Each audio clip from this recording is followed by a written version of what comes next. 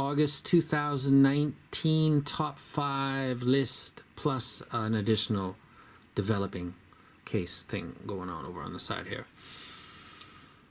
Let's get straight to the point and say that the eStat drivers that are starting to infiltrate the audio industry in the IEM sector is a legit level up. It is took me totally by surprise. I didn't pay much attention to it, thought it was kind of gimmicky because I don't know. I don't have a lot of experience with it.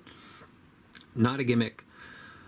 Is going to be in your life very soon because companies like Empire Ears and others are starting to use them. And as a matter of fact, I think there's kind of a shortage of the drivers actually in the industry because they're being, the quality and the benefits of them are being noted quickly. I noticed them right away. These two top, number 1 and number 2, are both part of a new series by the same company that are using the same Sonian eStat drivers. They're like an IEM version of that tech. They're legit and they're really, really good. And if this set hadn't come, this would have been number 1. The Lancelot would have been my new favorite. It's brilliant. But it came with the Roland, which is the middle of the 3, I believe. I gotta check. I don't know why, because listening to this and having the sensation of the dynamic driver, and not only that, but playing with it, because I always play with a DD. Just if I can't up a DD, I don't want to touch it because it's one of its benefits is to give me that go bass head a little bit if I want to feel like this measures flat in the bass to the mids to 1K.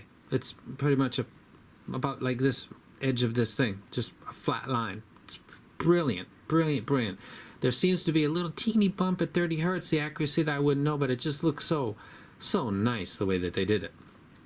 This also has the eStat and the BA, but it's lacking that dynamic feel in the kick drum and in bass. It lacks only that, but these lack that as well because that's 8BA, that's 8BA, and that's BA.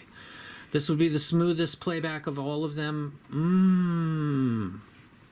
I don't know. I don't know. The A by Moondrop strikes me as being kind of smooth and relaxed and would be the most long, like if you were a trucker or something and you were listening for long periods of time. Out of all these, I would say, as of right now, based on I need more time with these to talk about that. These definitely would be something that you could probably listen to for long sessions. These two would be something that would be maybe much less so. Because of the bump in the treble, which is a Harmon-esque type of bump that is very common now, it doesn't do what a spike would do, like something like a FiO F9 Pro or the F9, which is instantly feel like you might be stimulated wrong every time you hear a certain instrument or a part of it. You don't get that from this, but you get it's very detail laden. This would probably be the bassiest of the BA sets right here. This is my top 5. The eStat Phenom stuff is legit. Totally took me by surprise. Completely. I had my eyes on stuff that I'll be doing reviews for soon that I haven't yet. Not this. I didn't believe it.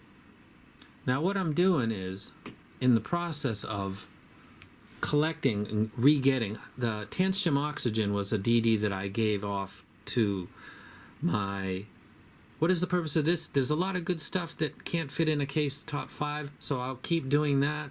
But instead of just like letting these go and like whatever happened to those, I still like them and I still wreck them. So let's go ahead with the DDs. Dynamic driver. Well, the one that I would probably wreck the highest would be the KXXS. If you say that my list on the videos is different, it's not in order. And I'll try to get it in order. Give me time. KXXS doesn't really stumble anywhere. It's got good bass, the mids are decent, and the treble's really good. It sounds really, really good. I like it a lot. The next would be the number 3. This is the TI, but you don't need that. The plastic one is fine for $109. Might be one of the best deals out there. This would be more geared towards someone that's bass head, but the quality of the bass is really, really good on this and also the regular set. Very, very good. The stuff I typically listen to, really good. The only reason that I put the KXXS, because some people find this level of bass playback to be intrusive. I would take this first, but I wrecked this one first because I think this would be the safer bet because I'm talking about $180 of other people's money. I think this would be your safer investment. You can up the base. This will come at you with a little more bass right away, and you can really slam it if you want. So the bass head friendly one would be this set. This would be the more consumer friendly. So I'll put this here first, and then I'll take the number 3. The Tianstrom Oxygen is this was gone. I did it in a raffle, and then it's probably the best Harman tune DD that I've ever listened to. Its crippling flaw is its stem is very short, and it makes it difficult for a fit and needs foams for me to get it done. If they did this with a longer stem, it could be number 1, depending on what kind of feedback from my input via EQ it will get. But at this point, because I can't get a good enough seal, I can't evaluate it in that sense. But it is a brilliant tuning. This company is really good. They're Fearless. BGVP, once they get their stuff together, is another company. NF Audio is a company that I like. Tianstrom seems to be really good. Moondrop is a fantastic company. There are some companies that consistently do really, really good. BGVP is in my doghouse in a way because, well, there's the DM6. Because QC is big. It's not your problem, it's mine too. If I recommend stuff to you and then later several of them start to become a problem, that's my problem too. If I'm putting these out here and saying you should get this and then you get it and it's fucked up, that's my problem. I led you in that direction, and because of me you went there. I've got to own that and incorporate that. I fucking love the DM6. I fucking love them. Love them. DM7, my set has the left side looseness. It's in here. I like it, but I'm not putting it out for show because no. The Canas Pro is no longer being produced, but I find it to be quite good. So it gets wrecked, and it's one of those ones that I got to try to hold on to as long as I can before it ends up falling into the hands of my Patreons, because it is really good. But this is the replacement for it so far as I know. This would be dynamic drivers. I'm going to put another set here, but I haven't quite decided what that will be yet. The next branch would be the BA only. I still think the TSMR3 is my favorite by Tansio Mirai. Let me put them in with the good companies. They are really good. They do good work. This has got dip switches that you can set the bass to be slightly elevated. You can you can make it treble-ish. You can make it a bright set, a dark set, or balance set with the switches, and the tuning is great. The nozzles are slightly thick, so that can be an issue for some people. Not for me. I love it. I would probably put it right where it is, which would be number 1. It's been in my top 5. It's kind of an enigma because the company is very small. There was literally, I think, like 2 people that were making this for quite a while. University students, if I was informed correctly, and their production's quite slow, but they do really well. And I don't think I've ever had anybody say the quality of mine or something. So you gotta wait, but you get really good stuff. The Fearless S6D is basically a little brother to the S8F, and is not that different. I just find that the details of the other 2 BAs being added to the S8F give me a little bit more for my detail hunting brain, but it is a very good set in its own.